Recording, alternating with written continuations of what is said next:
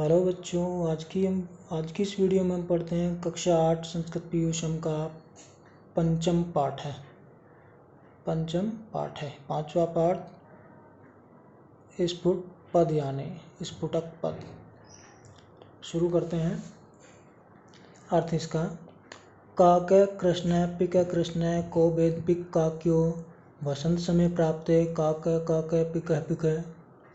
काक कृष्ण, काक होता है कौवा, कृष्ण काला, कौवा काला होता है। पिक कृष्ण, पिक होती है कोयल, कृष्ण काली होती है। कौवा भी काला होता है, कोयल भी काली होती है।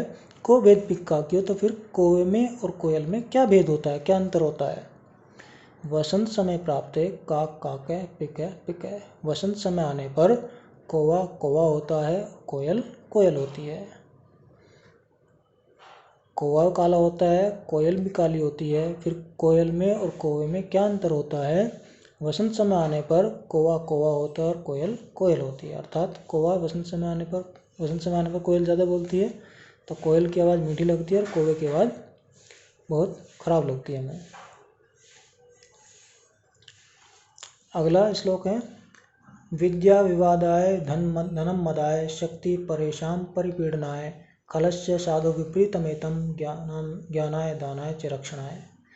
विद्या विवादाय, विद्या विवाद के लिए होती है। धनम मदाय, धन मद के लिए होता है, यानी घमंड के लिए होता है।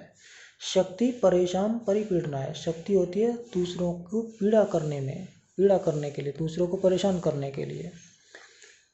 विद्या विवाद के लिए होती है, धन घमंड के लिए होता है, शक्ति दूसरों को परेशान करने के लिए होती है।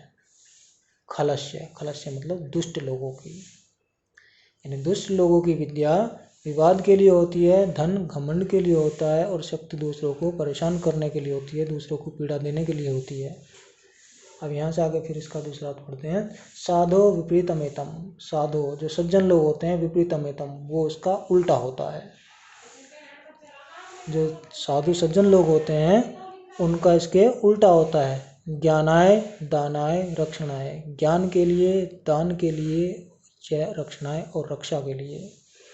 अर्थात इसका अर्थ होगा कि दुष्ट लोगों की जो विद्या है वो विवाद के लिए होती है, धन घमंड के लिए होता है, शक्ति दूसरों को परेशान करने के लिए होती है। लेकिन जो सज्जन लोग होते हैं उनका इसके बिल्कुल विपरीत होता है।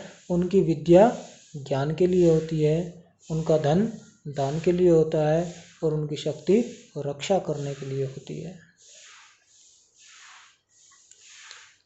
अगला श्लोक है लोभात क्रोधम प्रभवति, लोभात काम प्रजायते, लोभात मोहश्च नाशश्च, लोभः पापस्य कारणम।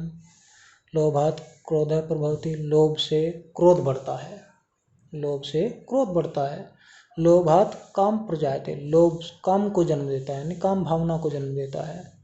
लोभ से क्रोध बढ़ता है और लोभ ही काम की भावना को जन्म देता है।